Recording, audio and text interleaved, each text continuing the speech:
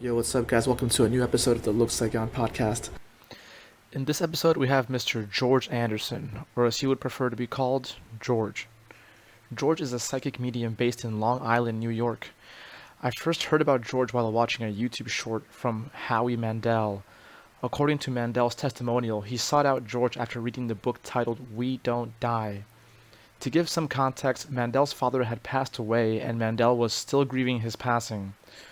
When Mandel met up with George, George let him know that the deceased father was annoyed at the fact that Mandel had been eating bread when a doctor had specifically told him that it was detrimental to his health.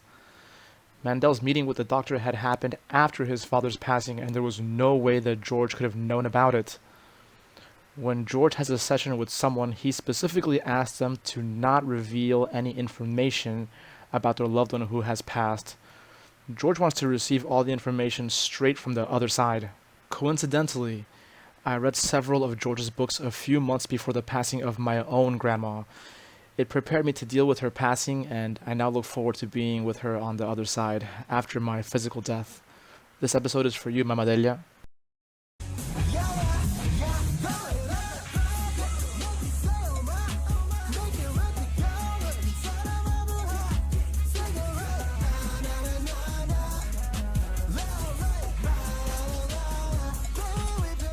Take care. Hello, sir. Nice to meet you. Who told you, sir, George? Yeah, yeah. Wow. I gotta tell you, in the last few months, I spent a lot of time reading all your books. Oh, good. Hope you enjoyed them. Yeah, I was hooked, honestly. Yes, Oh, that's good. yes. So for many of the people listening to our conversation, it will be their first time to hear about you. Do you think could you tell them a little bit about yourself? Well, in regards to what, how this all began, Sure, yes. How you managed to have this gift that you have. ability, yes. Yes, sir. Um, I don't like to refer to it as a gift because Mhm. then it makes me feel, other people feel I'm prioritized. Sure.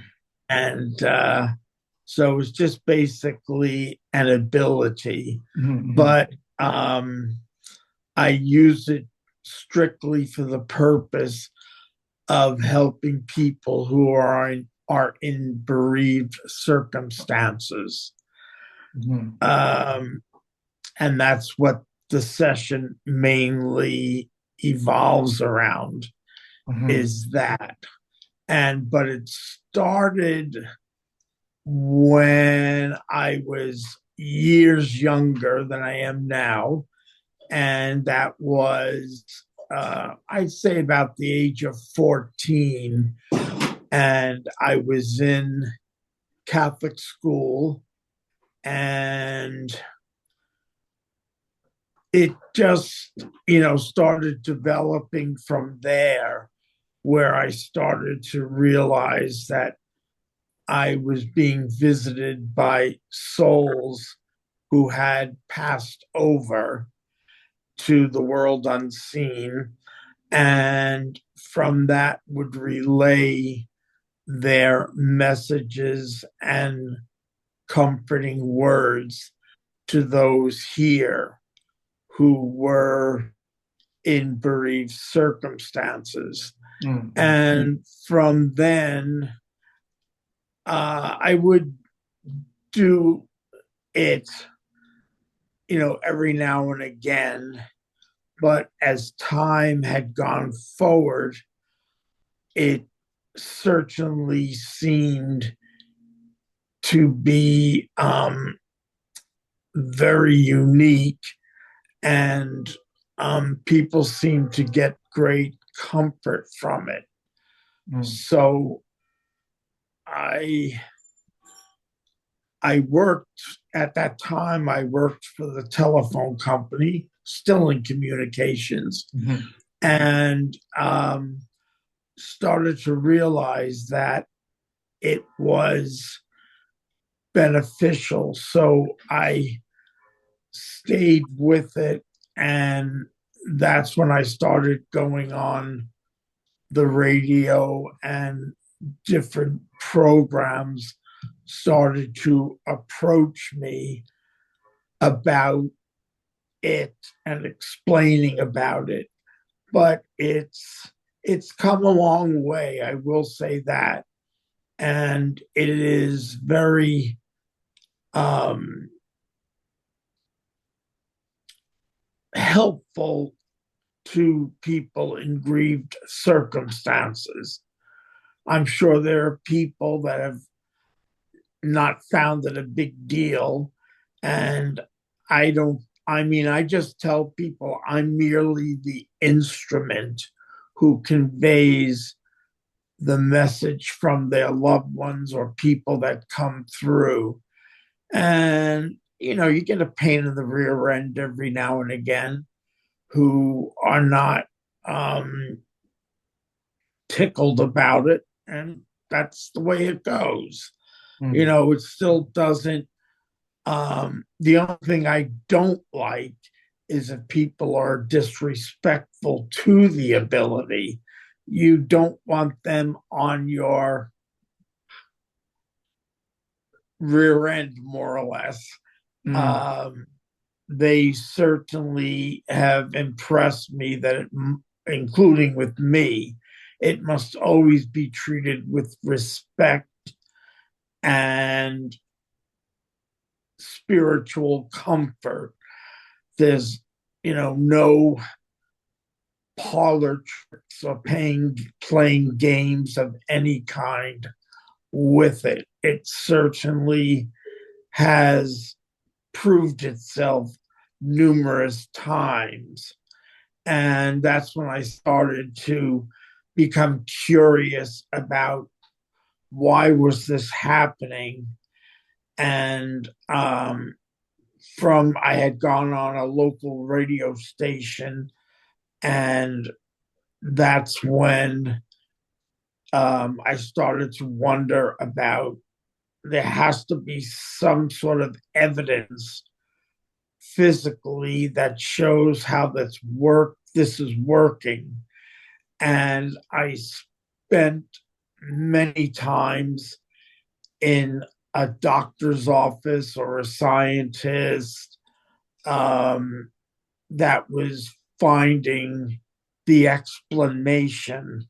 I used to say I thought it came in companionship with my brain, but it's actually one of the scientists I worked with said it's not from your brain, it's from your subconscious. Mm. And that, he says, holds the memories and things that you can relate to, like a computer. And that's when I started to realize that that's a more logical explanation. Now, my wish is I wish I could find somebody who could examine that more thoroughly, because it always amazes me in this respect, that how do they know how to get into my subconscious and Mm. find something they know I'll relate to, whether it be my confirmation name when I was 11 years old, or certain films, movies. And then it's a question of me kind of trying to figure it out Mm. of what it is. But I, you know, I don't, it's really I work with feelings from them. It's more on that vibration. As you can see, I have Our Lady of Lavang behind me, who then I started beginning to study into the spirituality of Catholicism. And it does play a very unique role in it without being, um, you know, hindering to people, or I don't like people to think I'm pushing any type of religious belief per se. That happens to work for me, but it doesn't mean it will work for everybody. And not everybody who comes to see me is of Catholic roots. Mm-hmm. So I have to be ready for each session is different and unique unto itself. I have to be ready to be prepared for it. And sometimes, I like the personalities of the people in the world unseen, the souls, because many times they'll complain to me, I didn't pay attention to this. Why didn't you announce this? Why are you holding back on this? Mm-hmm. And good thing I came from a dysfunctional home, because the behavior is normal to me. That they do start to sometimes yell at me that I'm not listening. And my father used to constantly complain, I don't listen. Mm-hmm. So I'll hold back on things, and then finally, out of sheer frustration, give out the message and find out that I should have done it 10 minutes ago. Mm-hmm. And the souls will say, it's about time. I've been telling you and telling you, you just keep ignoring me. So I have to be very careful that everybody is acknowledged one way or another. Mm-hmm. And I'm glad that I at least have found where it worked best. And sometimes souls from the world unseen, their instruction can be very uplifting and very learning for them as well. And the souls of different saints will come through for a clue for me in regards to name or something with the individual I'm doing the session for. But I know this sounds corny, but the one thing that I feel like when I'm doing it is I feel as though I'm filled with the Holy Spirit, which I believe because of also the souls in the world unseen live under the auspices of the seven fruits of the Holy Spirit that I had never heard of before. Even though I had attended Catholic school, we were taught about the gifts, but I never heard about the fruits. And I had to research that on the computer to find out what the actual seven fruits were. And the seven fruits are the highest and best virtues you could hope for yourself or anybody. And that's what the soul state they live under. Now, if you've been a real, excuse me, if you've been a real SOB here on the earth, you send, there's no being over there that calls the shots as we've been taught, is the creator, but you get sent to the lower levels. And the lower levels are not a place you would like to go to. It's not fire and brimstone, cold and damp and dark. And you're surrounded by individuals who are exactly as you had been on the earth. And most people some of them have been there for centuries because there's no conception of time there, but they're not condemned there indefinitely. They have the opportunity through the Creator and other souls over there will be more than happy to help them to help themselves to go into the light.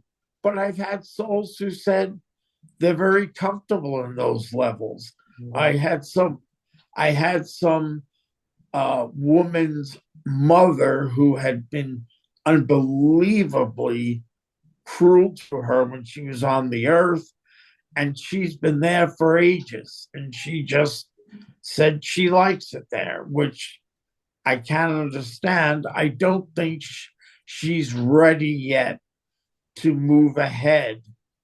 And other souls, of course, did not believe in a world unseen or a hereafter. That when they were on the earth, they basically had atheist or agnostic tendencies. And there's nothing wrong with that, because sooner or later, we all learn for ourselves after we pass on.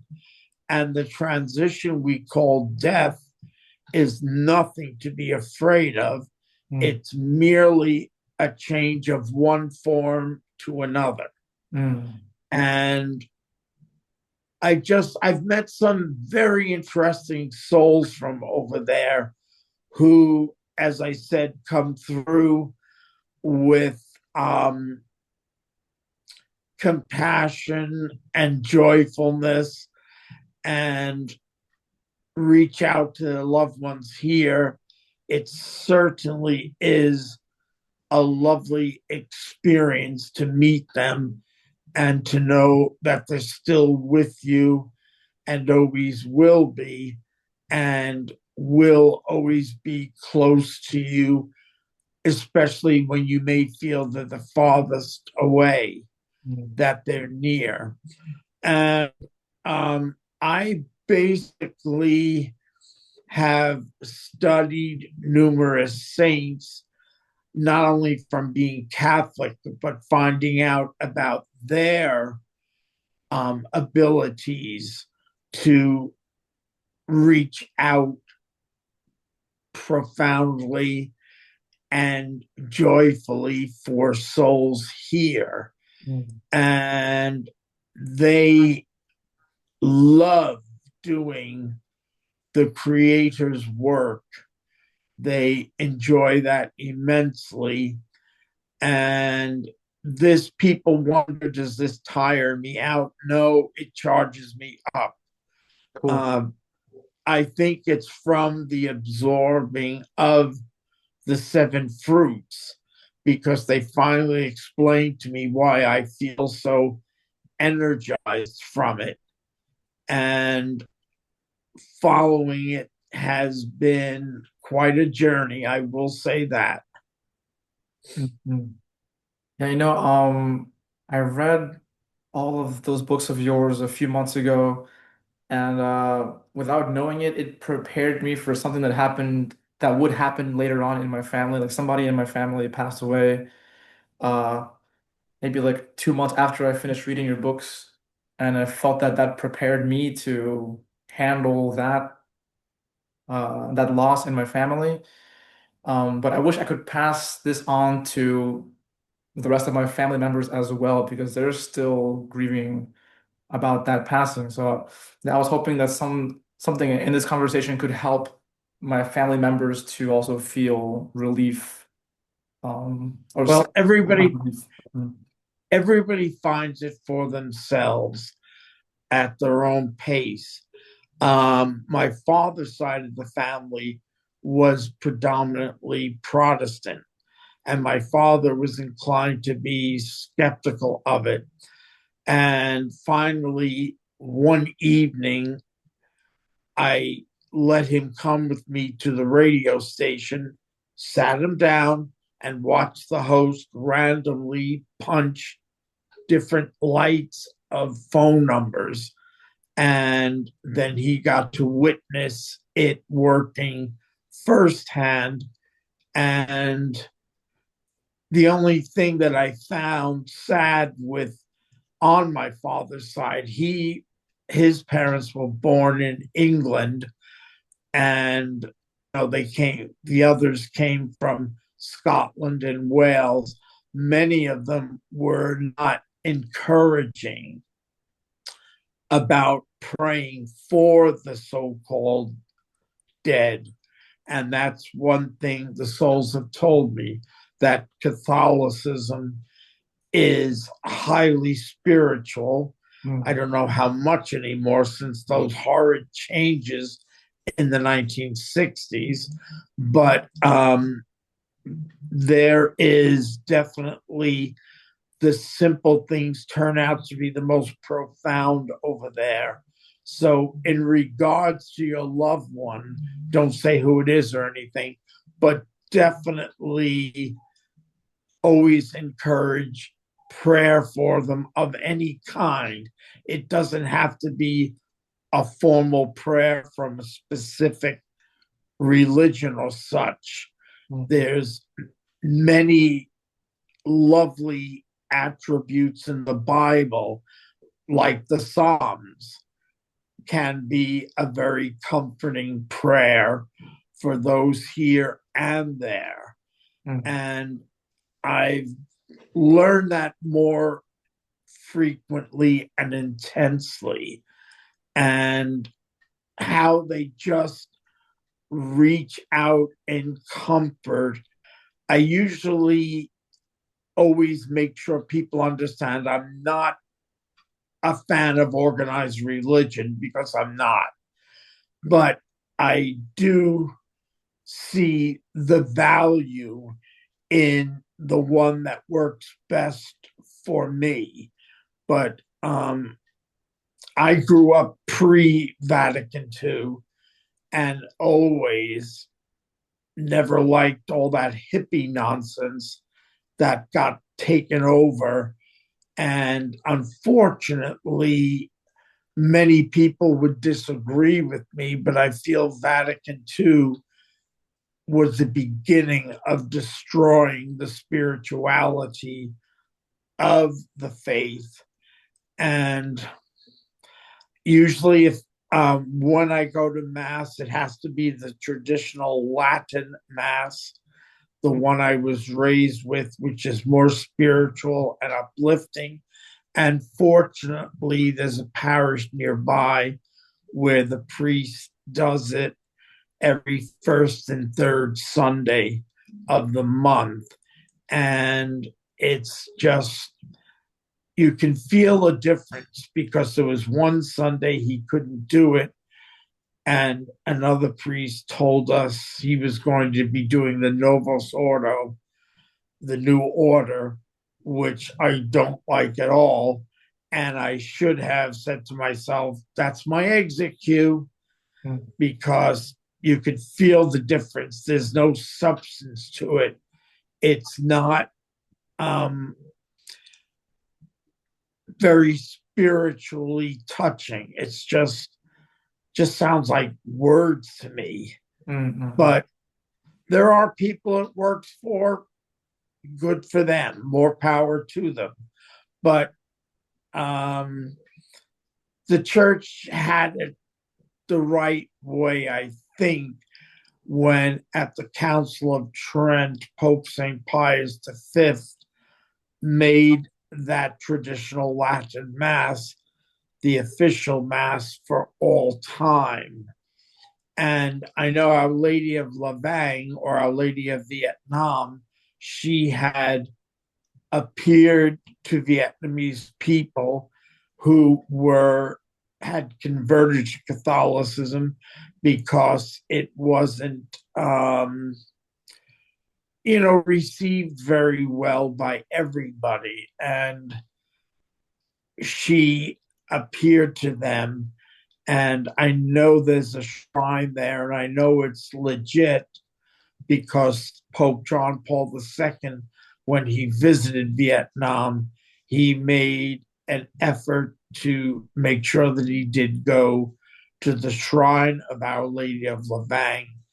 I'm sure many of your listeners will know about who she is and such. So when I heard that this episode would be taking place in Vietnam, I wanted to have her behind me, so to speak. And I'm sure you're enjoying much warmer weather than we are. It's quite, for considering tomorrow's June 1st, I still have put the heat on in my house because it's been quite chilly. Oh, And hopefully, I just prefer warmer weather and feel much more comfortable in it. wow. Mm-mm. So I'm sure you're hot and humid, but that's okay with me. Yeah. Are you still over in Long Island? Yes, Cool, still cool. been here for, oh God, going on 73 years now that I've lived on Long Island. I hate the winters, I'll be honest. The only thing I do like about the winters is that it keeps people in their hovels and it becomes very quiet, Mm-mm. which I'm not a fan of noise, but you can tell the weather's going to the spring into the summer because people have already started with their noisy boom boxes and just makes me crazy sometimes. What is wrong with listening to nature and the beautiful sounds of nature? But everyone to their own, I guess. Mm-mm. But I imagine in Vietnam, it's warm all the time, and I would certainly enjoy that for sure. Yeah, down here we're in the south. It's warm all year long. Oh, that I would very much enjoy. I wish it could be the same thing here. Also, too, not a fan of shoveling snow.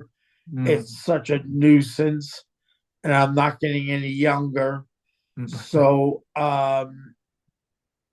that's not fun. We had a really nasty winter this past year in 2025 into 2026, where I had to have the front steps replaced because from putting ice melt down, it ruined them. Mm. And but it was bitter for about 2 or 3 weeks. It was constantly low. The high for the day was like 1 degree, Mm. and What? that is freezing. Yeah. Oh my And goodness. I made, because the heat was coming on continuously, and all I kept thinking is the cash registers going up and up and up.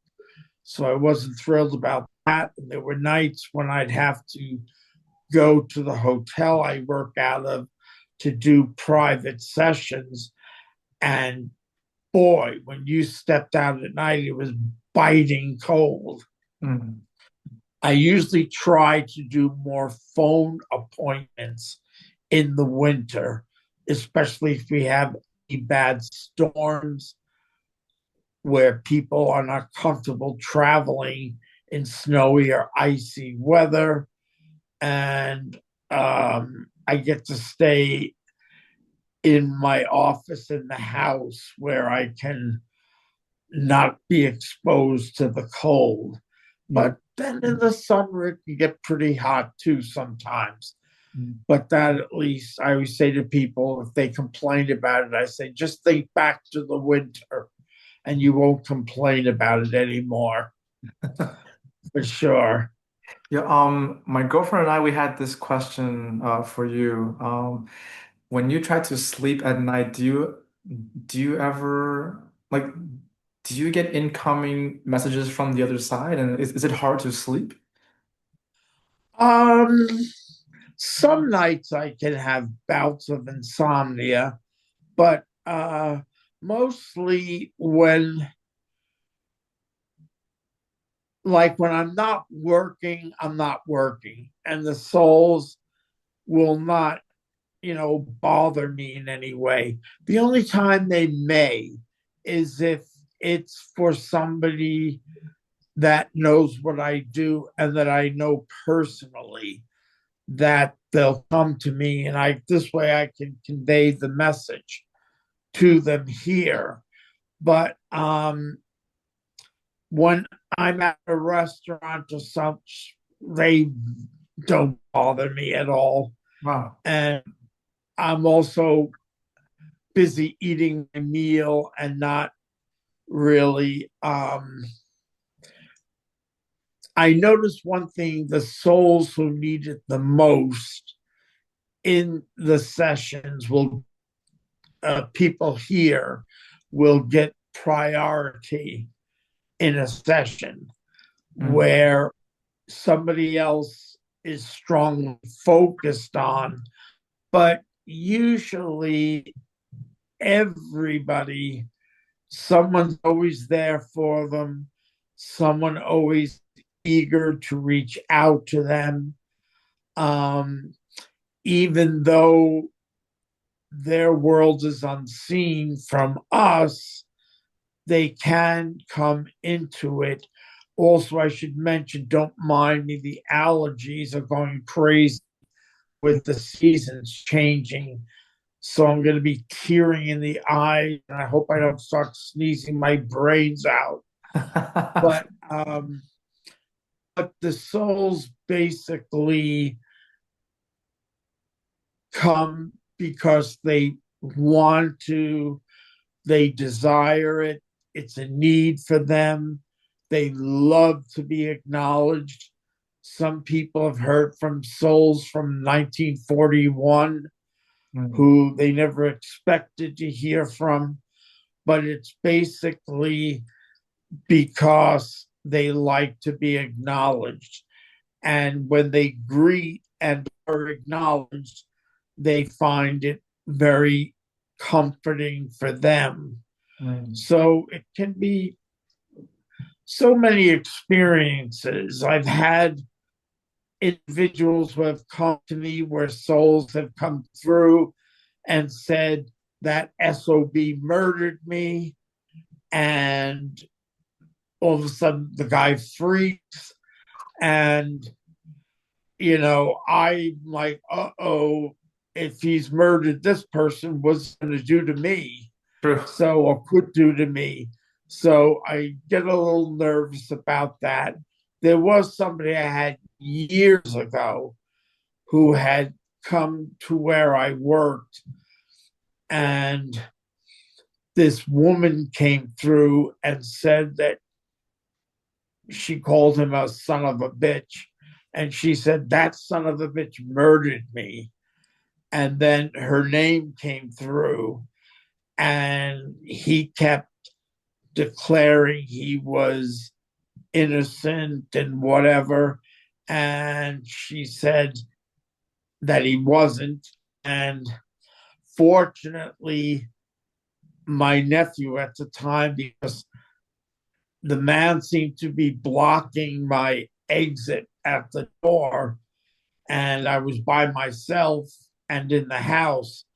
And fortunately, my nephew's car, the transmission needed attention, so you could hear it rattle when he came into the driveway. And once I heard that, I just very abruptly said, "Oh, that's my nephew," and I pushed past quickly. And the man made me swear I wouldn't mention this ever to anybody. And I said, "Well, it's like going to confession. It's private. It's not my business to mention it to anyone." But my nephew came downstairs and just stood there looking at him, that he sensed something was amiss, and stayed with me until this person left. And then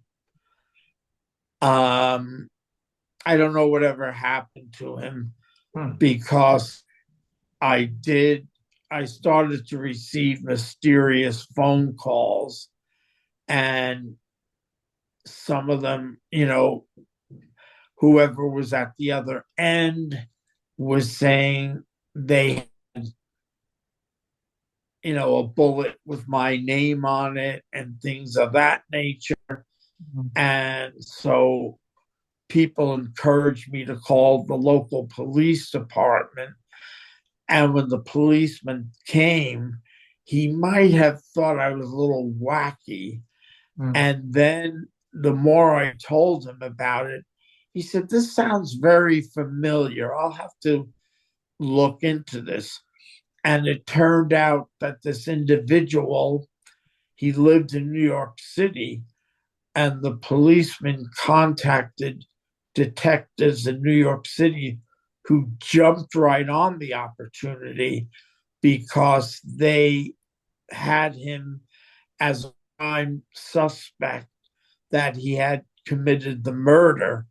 Hmm. And so next thing I knew, the DA ordered me into the city and with this policeman, and I shared the experience. They were quite attracted to it because they did an FBI profile on this guy, and they said, so much so that they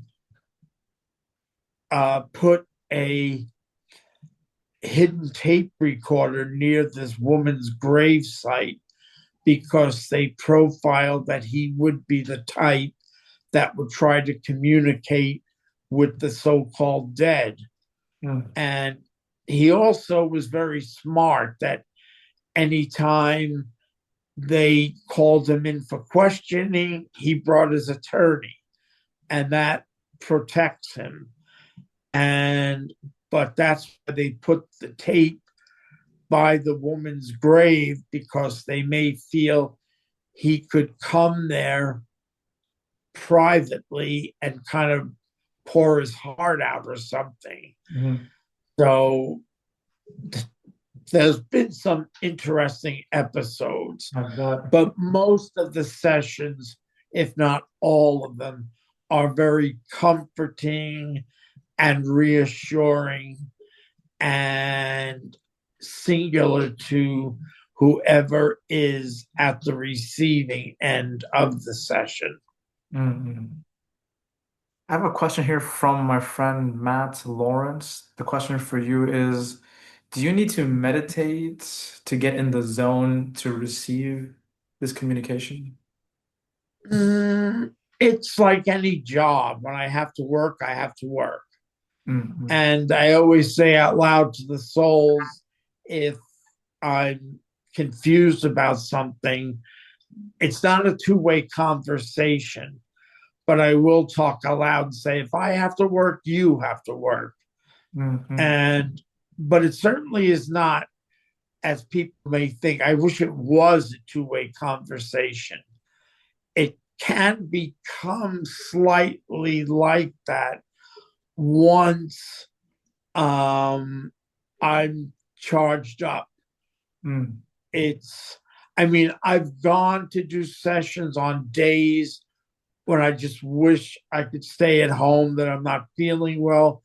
And yet, the minute I start, I feel fine and Mm. do what I'm supposed to do. I see it as my vocation. We have some Christian fundamentalists here who insist it's evil spirits and all that. And that's just nonsense to me. I've never had any bad experiences from them over there. It's the living here that I am afraid of, not living there. Mm. Um, and souls in the darker levels are never permitted to come to me unless they have a sincere purpose to redeem themselves.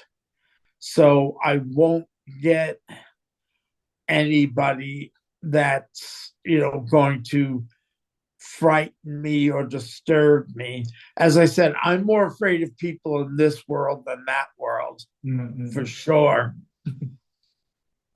I have one more question from my friend. Her name is Zhang Q, and she's asking, how can one practice communicating with the other side? Like, is that even possible for anyone to learn that? I don't know because I believe I was born with this and it has matured over the years. But the best way would probably be to pray for them in whatever way you feel comfortable. There are individuals here who talk out loud to them, to their loved ones, and that's a good thing too, because the soul has told me they're very happy that they do that because you're acknowledging that you're feeling them in your subconscious. And that's the evidence of you knowing that they're near. But everybody, I know there are people out there who claim to have abilities, and the souls have told me always stay by yourself, never get involved with anyone else who claims to have this. Some of them I do think are a little full of it, shall I say. But I don't say that out of conceit. The souls have given me the best advice to just keep it with myself and utilize it with myself. I'm not usually, I'm not too crazy anymore about going on TV or singularizing myself because people, whether the host of a show or such, many of them I feel don't really grasp it, that they may think they know what they're talking about, but I really think that they don't. And that's a disrespectful episode toward the ability. And, I've told people don't mess with them because they'll get you if you're being disrespectful toward it or cynical or think it's a big joke or funny. Until we pass on, nobody knows for sure. But I'm 99%, or should I say 98% convinced that there's a dimension to go to. Some people are afraid of death. For example, my oldest sister, who just turned 88, she's afraid of it. And I'm like, why? What's there to be afraid of? And, but I'm sure even I'll get a little bit of cold feet when my time comes. It's just, until you go through the transition, you just don't know. But the souls say there's nothing to fear but fear itself. It's like walking from one room to the next. So it's quite an uplifting and joyful experience. And for people, when they're glad to get out of here because if they're dealing with any terrible suffering through illness, or that's why I'm glad in New York State now, if you have a terminal illness and there's positively no way the doctors can do anything for you, it's legal now that I can ask for euthanasia. And finally that they've approved it in this state as a residence. To me, it's death with dignity. People from your family and friends can come to see you, say goodbye to you. bring your pets to you, which is very important. Mm. And then the doctor can give me the pill and I go to sleep and wake up over there. Now that you mentioned pets, I remember in your books you mentioned that when we cross to the other side, oftentimes there's pets there waiting Yes, to welcome us. that's what I'm looking forward to. I hope when my time comes, I just drop dead and all my kitty cats come to welcome me over. I'll be extremely happy. But animals are very, our pets are very loving, um, comforting, very therapeutic. So I've had many souls tell me that their pets came to them first. And that's also a sign for me that they've had a happy passing. Mm-hmm. So when we pray for our loved ones on the other side, like what does that help them to do over there? They have told me that it embraces them with our love. And this way, we can still feel we can do something for them.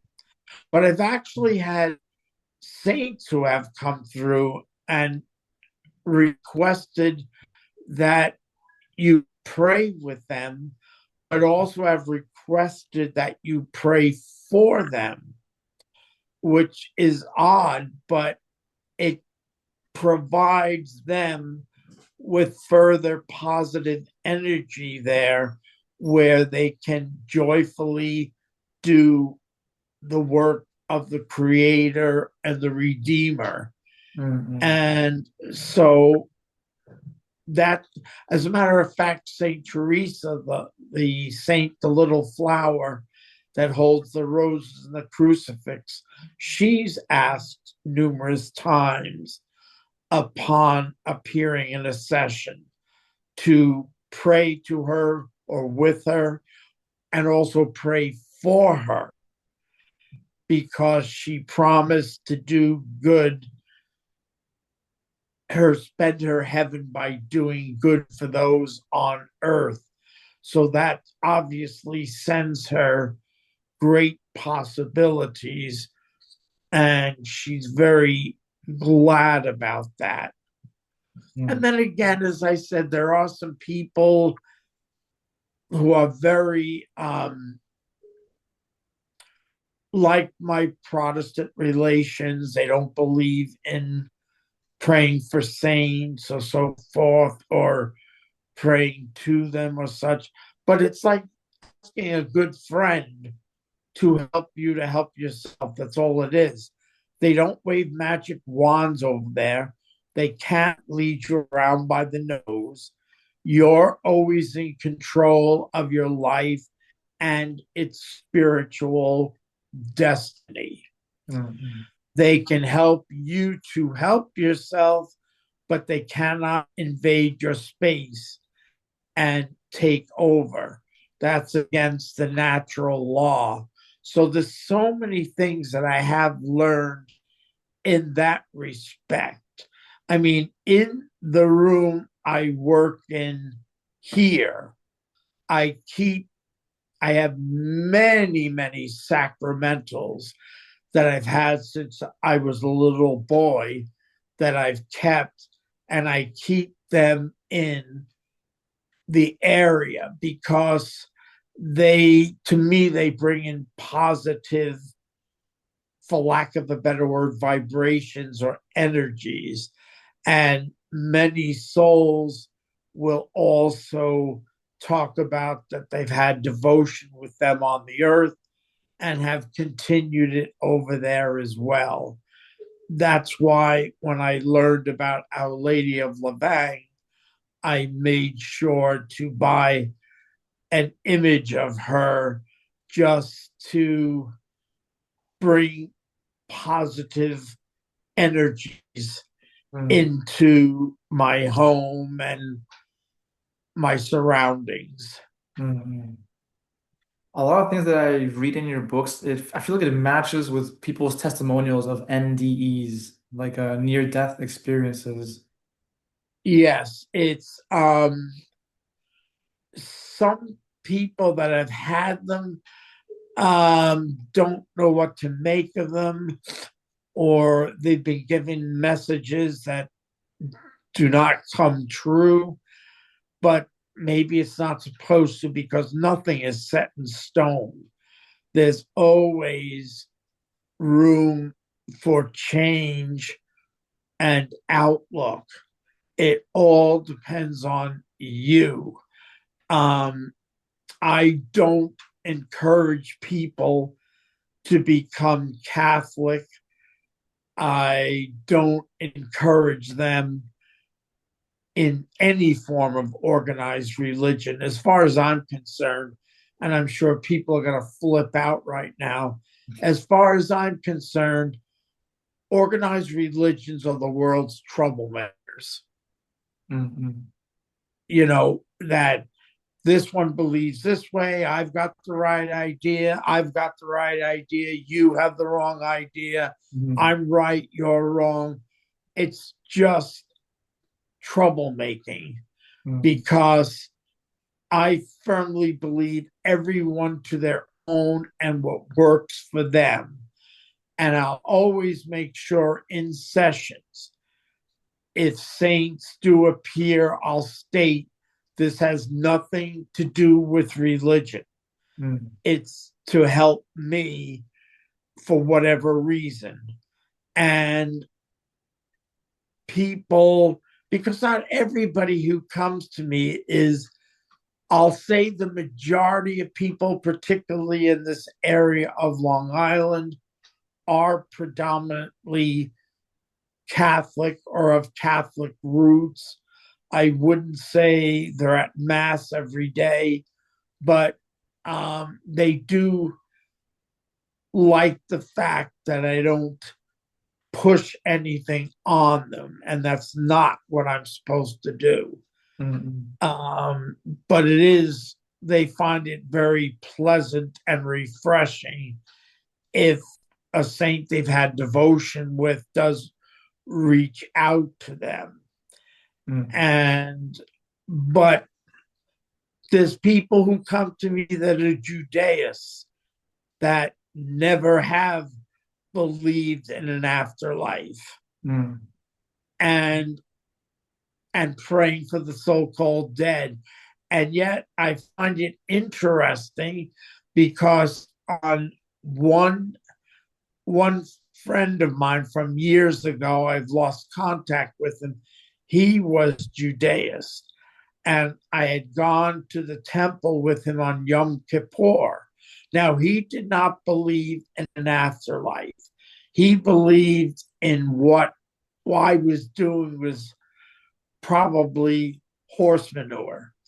And yet, during the service on Yom Kippur, they invited people to stand to pray for the prayer for the dead. I said, you don't believe in a hereafter? He said, no. I said, then why do you stand and pray for your father who's passed on? The prayer, why would they even have such a thing as a prayer for the so-called dead? But they do. And I said, that kind of opened my eyes out. And many souls have come through that are Judaists, and they're in the perpetual light. And they'll bring that up as an argument that on the highest holy day of their liturgical year, they pray for the so-called dead. So I think about a story from your book that somebody was Jewish and the Virgin Mary came through, and the person said like, "Why? I'm not even Catholic," and the Virgin Mary said, "Yeah, me neither." Yeah, exactly. She said, That's I'm not awesome. either. And it's true, she's not. She was a Jew and Judaist. And I said, look at why she's coming through.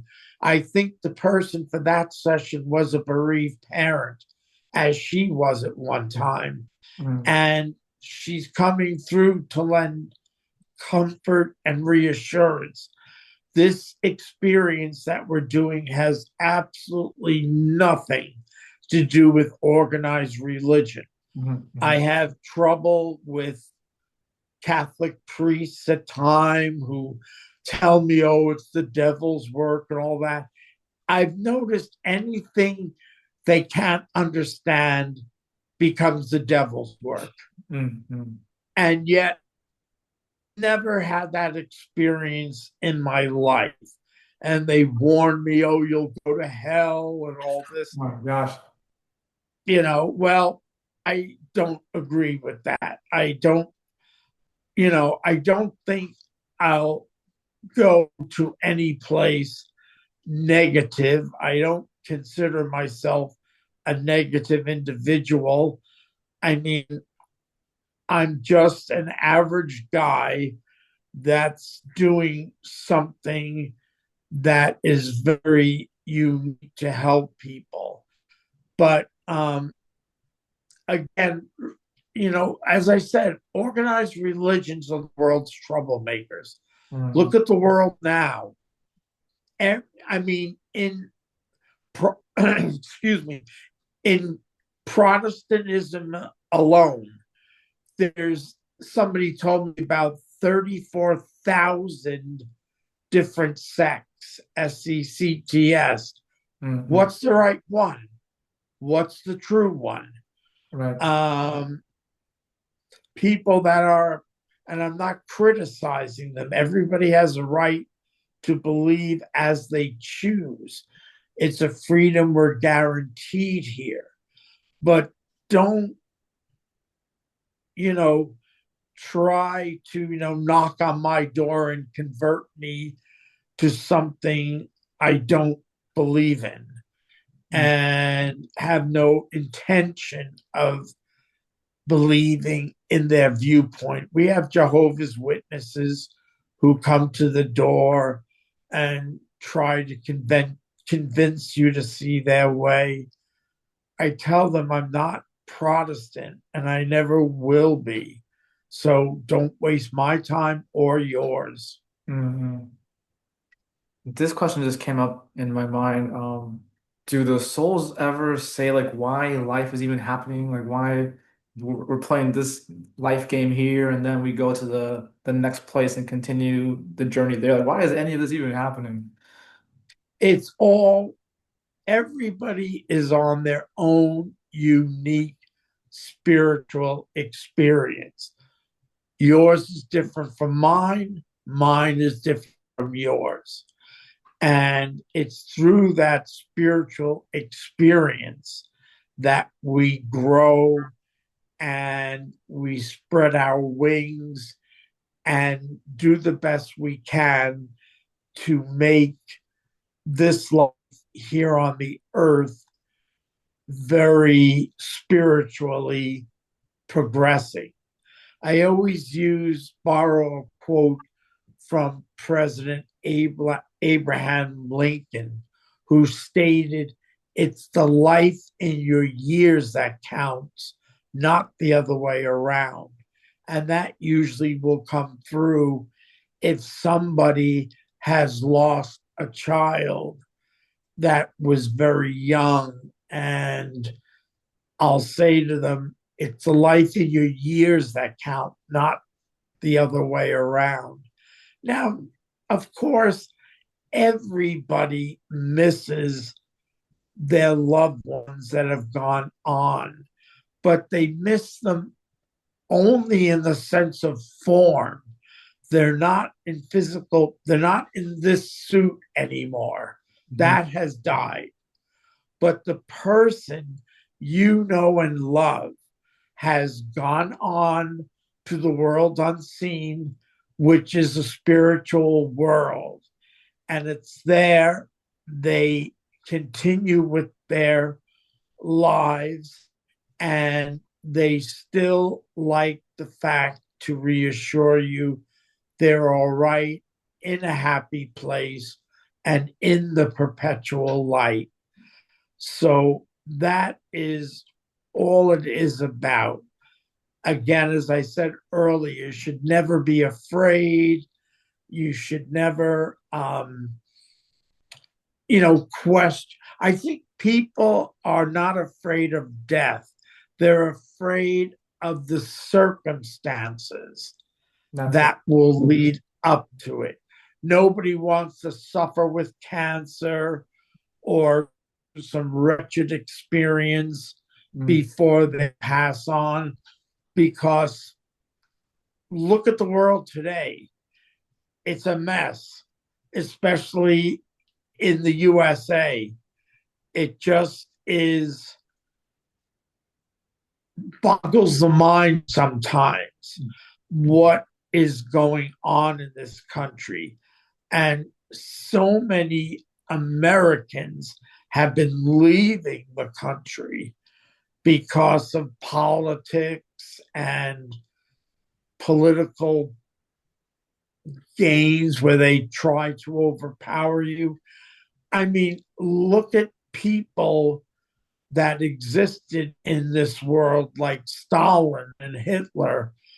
They were real SOBs, and they are in the lower levels, I can assure you.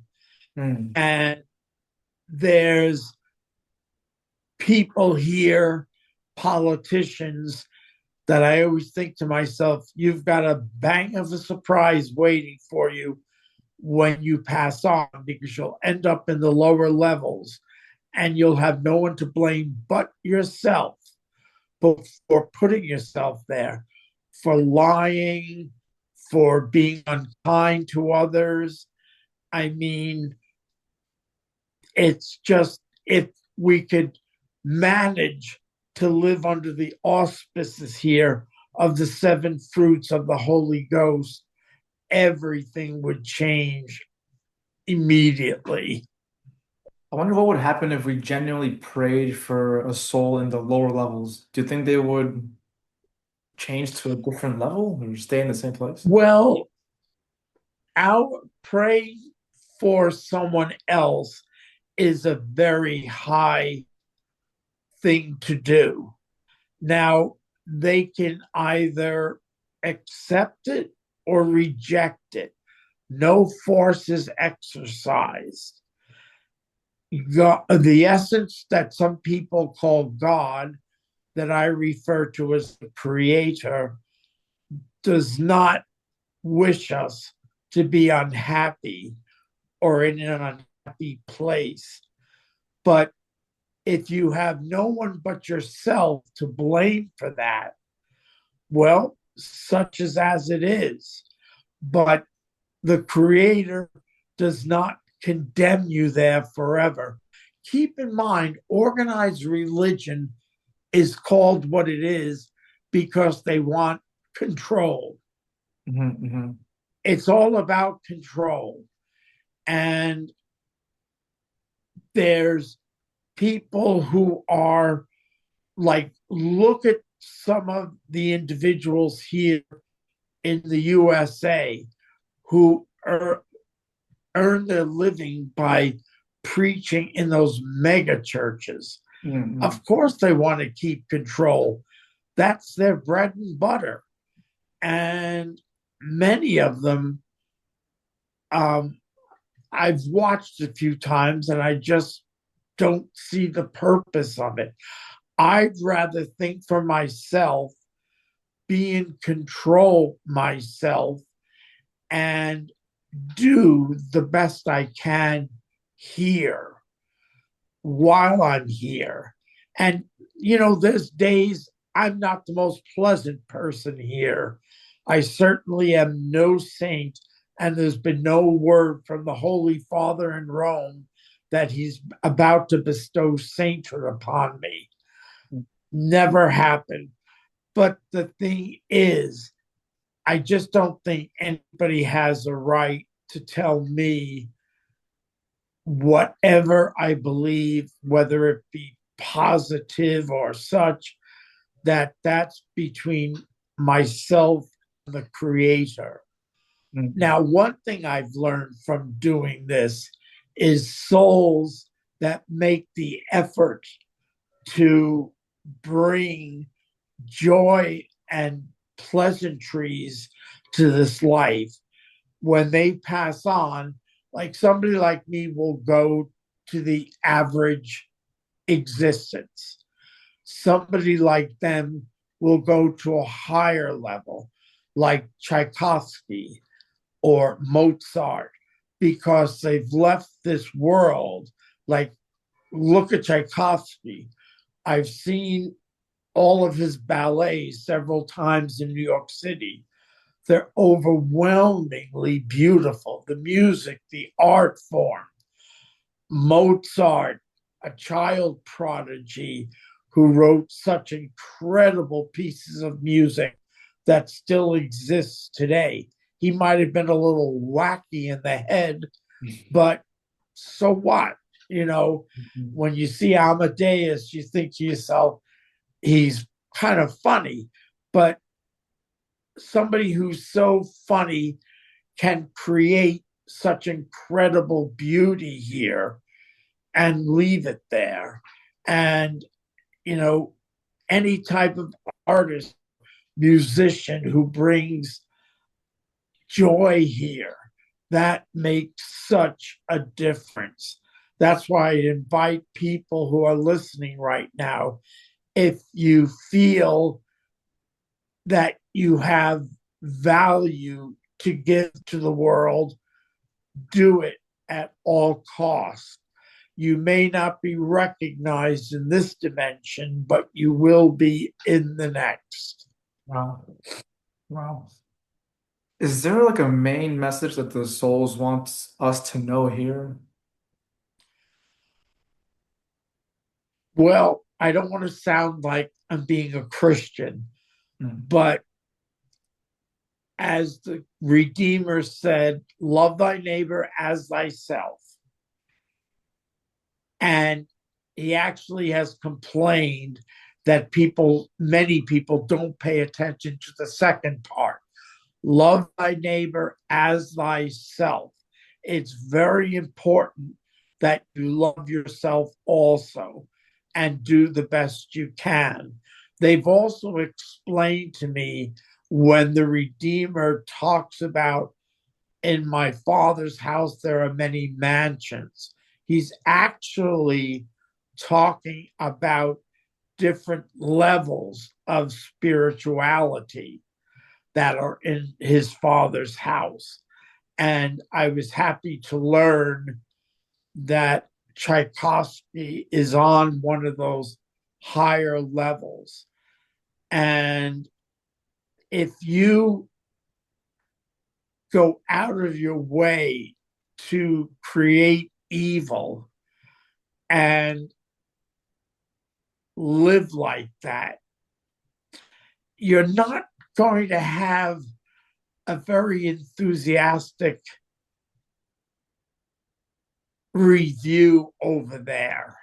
Mm-hmm. You'll have, like somebody like Stalin, look what he did to the Russian people. And that's why I think Our Lady of Fatima warned about communism, that it certainly doesn't work for everybody. And they just have to realize, nobody gets away with anything. We can very easily cheat others. We can't cheat ourselves or the Creator. It's going to catch up with you eventually, and it's going to take a big bite out of your rear end. And there's people that are here in this country, particularly politicians, that are going to find out someday that they have a big bite taken out of their rear. And I won't say anybody by name, but you can kind of imagine who I am referring to. Mm-hmm. But they just don't get it, and they don't care to get it. It's all about money and power. And there's nothing wrong with loving money. That's what we survive with. nothing wrong with praying for it or asking souls over there to help you to help yourself financially. It's just that you have to recognize you are completely in control. It's completely up to you. There's nothing stopping me right now from going out and murdering somebody. There's nothing stopping me right now from robbing a bank or from doing something against the law. But if I make that decision of my own choice, I have to pay for the consequences. Mm-hmm. That makes sense. Well, thank you, sir. I feel like I could talk to you all day. I have so many more questions. Maybe we could continue this again in the future. Oh, certainly. In the meantime, you're in Vietnam. Pray to Our Lady of Vietnam, Our Lady of Lavang. And lucky you, you probably are so close to where her shrine is. It's very In possible. Yeah, you'd have to research it. I know it's there, but pay her a visit one day. You won't be disappointed. And do you have any final message for anyone who is dealing with the passing of a loved one at the moment? Well, first of all, just know that the passing has only been death is a transition of change. Your loved one is in, especially if they've been a model individual, they're in the world unseen under the auspices of the fruits of the Holy Spirit. They're in a happy place, have been reunited with those, including their pets, who love them as well. And always pray for them. The simplest things are the most profound. I light candles in church. People can burn incense for them because I know in Vietnam there are many people are of the Buddhist faith, and there's nothing wrong with it. Everybody finds their way on their own teams. So just keep pushing forward and try not to be, the souls do recognize we do get sad when they pass, but it's merely a change of form. You will be reunited again with them someday. Sooner or later, we're all going to head that way. And there's no guarantee I'm going to be here next week. Because when it happens, it happens. Never be afraid of that transition. It's part of living. And when you get there, trust me, you'll be very happy to be there. I've heard everyone say that too. So, and my condolences for your brother. I believe your brother passed away. Yes, he passed. Thank heavens. I was here to talk him into crossing over because he knew what I did. And his wife actually passed first. And that's one thing I've learned. Men here do not like being widowers. So when his wife passed and he passed 13 days afterwards, wow. I was glad that because he would not desire to be a widower. I know a man who's in his 80s and his wife passed on ahead of him, and he's so devastated on Mother's Day when her birthday is coming up next month. And, it's because we're also conditioned that the men go first. So for men who lose a loving spouse, that other soulmate that they've spent all that time with, they really do miss the person. And there's nothing wrong with that. But try to accept the fact that they're closer to you than you can imagine. Only the form has changed. That's it. And never be afraid when that form changes, because try to be nice to everybody. It's not easy. I mean, there's some people here that you just want to punch them in the nose, but sooner or later that will not go over well. Mm-hmm. And so you try your best without expecting to be a saint. Try the best you can to be a good person and beneficial to people here in any way, shape, or form. As the Redeemer said, love thy neighbor as thyself. But remember, love thyself is very important too. Many people don't love themselves. They feel just the one and that's enough. No, love yourself and be happy with yourself. This is a dimension of disappointments, loss, anxieties, depressions, and they can come and go, but they also can be instruments that help us to be a stronger, more productive individual until you eventually get called home by the Creator, which will be anytime from now on.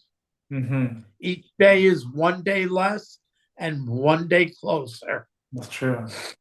Has your brother reached out to you at all? Like, yo, I'm over here. I made it.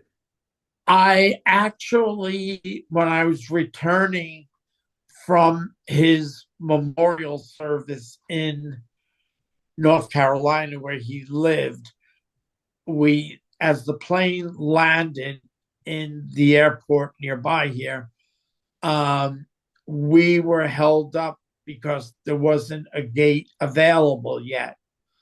And I felt his presence in the airplane where I was sitting.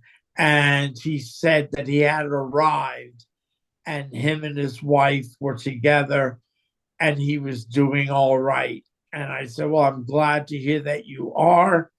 Continue to do so, because you have to realize many of the souls say that we go from a time of sadness to a jubilant reunion over there.